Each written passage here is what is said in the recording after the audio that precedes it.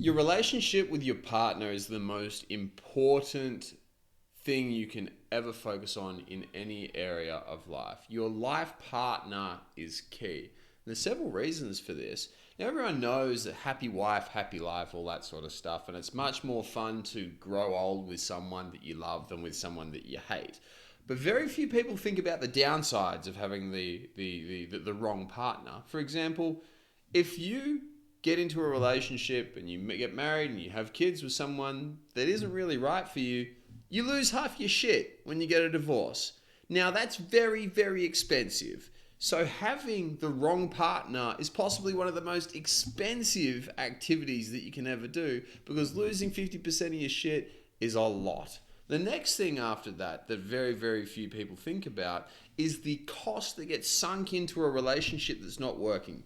If you are not happy with your partner and your relationship's not working with them, you're going to be fighting, you're going to be arguing, you're going to be putting energy into this, and it's going to be draining you. That energy could have been used for pursuing greater things in your health, greater things in your wealth, greater achievements, finding your purpose in life. But instead it's getting sucked away by a partner that you shouldn't be with. We need to manage the relationship better.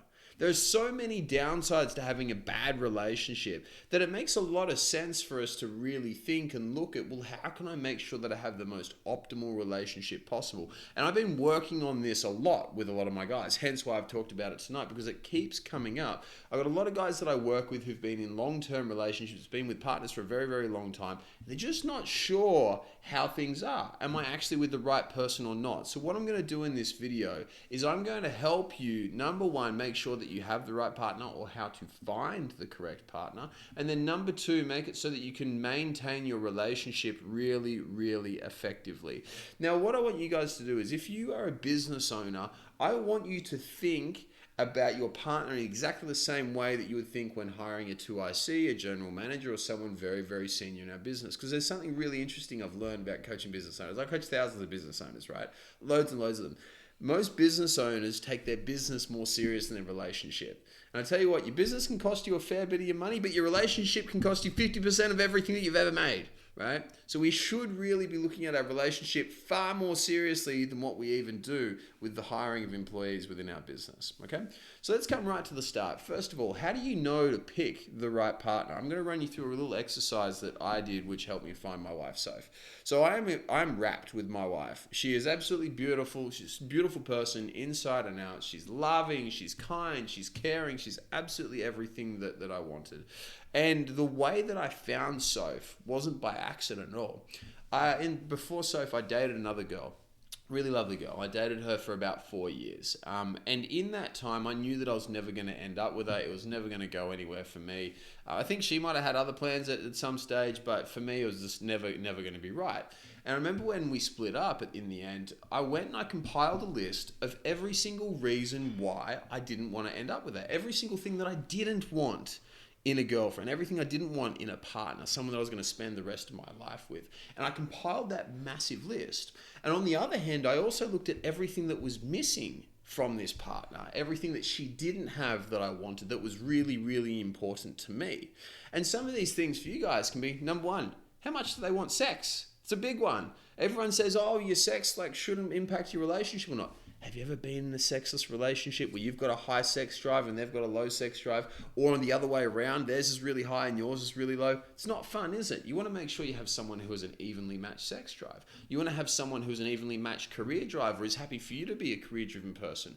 I personally didn't want a wife who had a huge career drive. I didn't want someone working in a freaking law firm or an accounting firm or something like that. I want someone who could raise our kids and be a mum and love being a mum. That's what I wanted.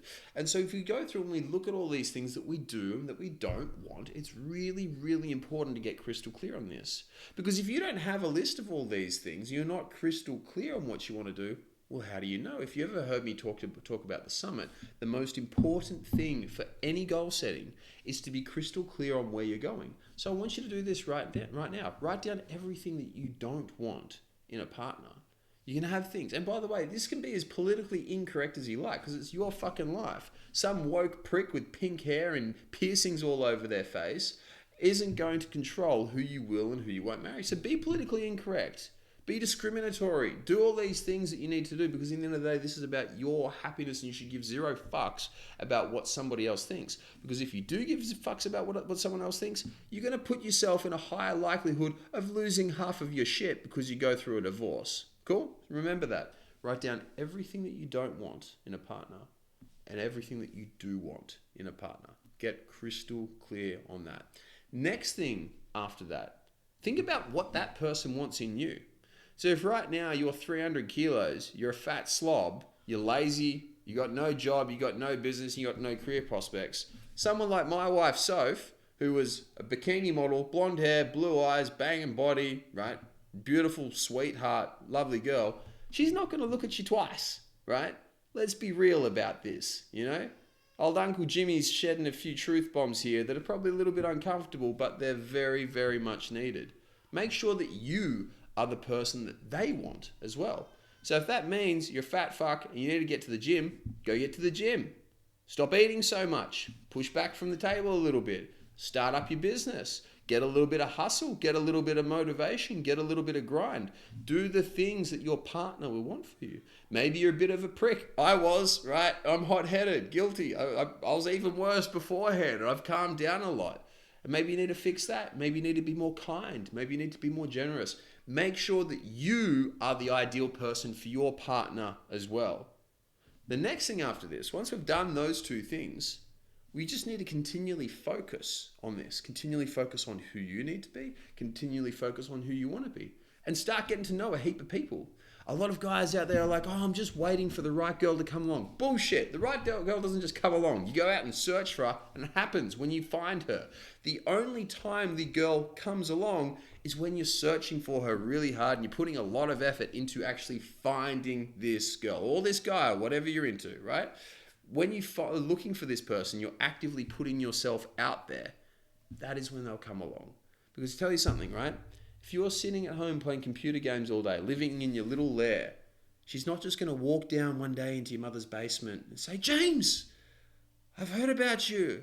I think we should get together. It's never going to happen, right? You're going to meet this person out in public, out somewhere. You can do it on your Tinder, on your dating apps. It doesn't matter where you meet them. You got to put yourself out there. So step 1, get really clear on what you do and what you don't want. Step number 2, get really clear on what they're going to want you to be. Make sure you become that person. Step 3, put yourself out there.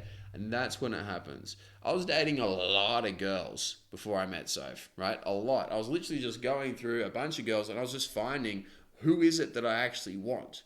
Who is it that I like? Who is it that I get along well with? And I met some incredible, incredible women. There are so many amazing women out there. I met some really, really beautiful people. But when I met Soph, I was like, she ticks every single box. And the moment that I met her was literally on the first day when I met her. And I remember this. We were talking. We went up and we caught up over coffee. And I was chatting with her, and she just kept talking about how much she loved kids. She was working she worked in childcare forever. She's always been around kids. She always wanted kids. She was everything about that. I remember talking to her. Remember, this girl's like beautiful, blonde hair, blue eyes, tan skin, bubbly personality, loves kids. It was like every single box for me. Obviously, there's a few more boxes than that, but she was ticking everything for it. And within a couple of dates, I literally knew, I was like, this is the girl I'm going to be with for the rest of my life. 2 weeks later, after that first date, I asked her out. A month after that, we went on a trip around Bali together. And on that trip, I was like, we're either going to break up or we're going to get married. And it ended up that we ended up getting married after that. It was literally that quick. She moved in with me after that. And then we traveled the world. We lived together. We spent 24/7, 365. Literally, we've been together now 5 or 6 years. We've been apart for 20 days in that whole thing. Like 20 days, that's it. The rest of the time we've been together. And that's the exact process that I used to get to Sophie and to get into a relationship like this. The next part of it, once you've actually got your relationship, you've got to maintain it. And this is where a lot of people fall down. And what I'm going to do is I'm going to come back to a business analogy for you right now. In business, you need to make sure that you have a meeting cadence. And you should. If you're an employee, if you're in leadership, if you're a business owner, you should be listening to this right now. It's really, really incredibly important. You need a meeting cadence with your organization. That means every single day in your team, you should have a daily huddle. Check in, see where everyone's at, see how they're going. Every single week, you should have an hour or so. And sorry, by the way, the daily huddle is just like 5 minutes. Just touch base, check in, how's everything going? fix any problems that have come up, right? The next thing is like every single week, you should be catching up, hour and a half, big debrief. What's the vision? What's the mission? Where are we going? What's our direction? What problems do we have to solve? How can I help you? Making sure that leadership and the team are working in together. Then after that, on a monthly basis, you might need to have like a day away, or a quarterly basis. You might need to have like a day away, a day or 2 or 3 away as a team, and catching up and going into more depth, looking at the bigger picture, the bigger vision things, making sure you're airing any grievances, giving everyone the opportunity to talk. And then on an annual basis, you might want to take a week or 3 days or 4 days or 5 days, but a really, really long time to look at super big picture. Where are we going? What are we looking to do? What are we looking to create? Every good organization will have that. So for us, we do daily, right? We do daily huddles in our team at JCF. We do daily huddles with the team.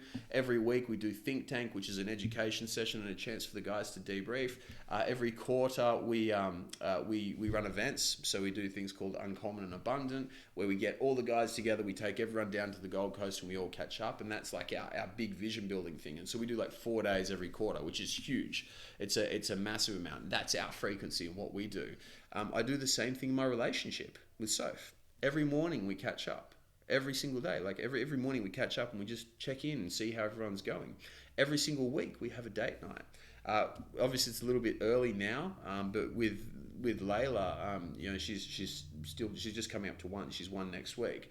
So we can't go away, but eventually when she's old enough, we're going to be trying to spend like 1 night a month. We're just going to get out, just the 2 of us. And then every quarter, we're going to go for 2 days away. And then annually, we're looking to try and get a week away together, just so that Soph and I can continue to function and focus on our relationship. By doing this, what happens is you give the opportunity for communication to occur. You give any room for any grievances to be aired, and you allow yourself to work as a team. Because if you take the team environment from a business and you put that same structure into a relationship, everything gets better. Relationships fall down with poor communication. The reason poor communication generally happens is because of a lack of ability to communicate. Yes, some people are not great at communicating. I'll get to that in a sec. But the most important thing is to give the opportunity to communicate, and that is what this meeting cadence has. This is what it does.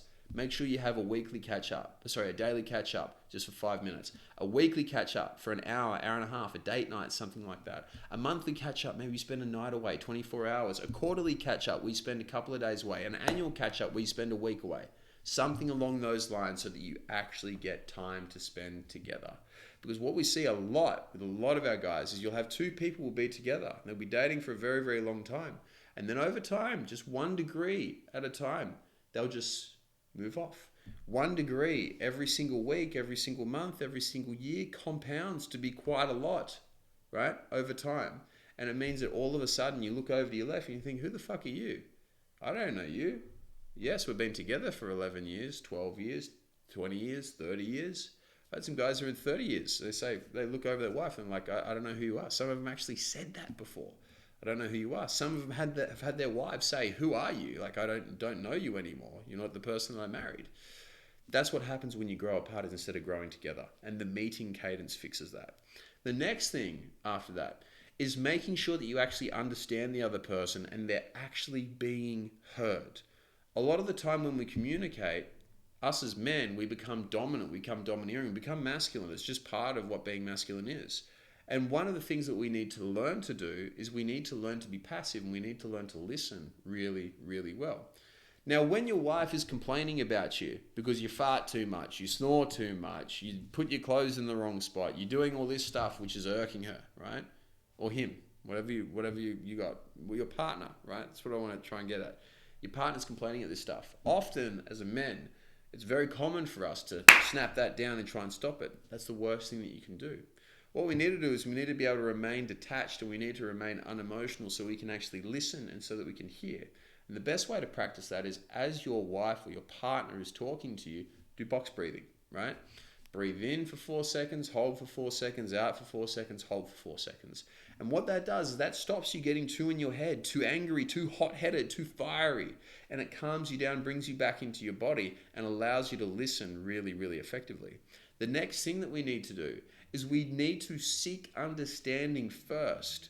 Now, if your wife, your partner says something utterly fucking ridiculous, There's no sense in just arguing it, no matter how dumb it is. And they will say dumb shit. I can guarantee that. You'll say dumb shit too. I'll say dumb shit as well. But when someone says something really, really dumb, do not shout it down, ever. Number one, seek to understand, because maybe you've just heard them incorrectly. You have misunderstood what they've said, what they're trying to say.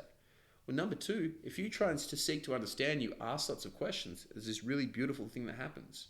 When someone says something really fucking stupid, and you ask questions, and you go and you delve deeper and deeper and deeper down into it, the thing that's ridiculous gets magnified and expanded. And as something gets magnified and expanded, you start to realize how ridiculous it is.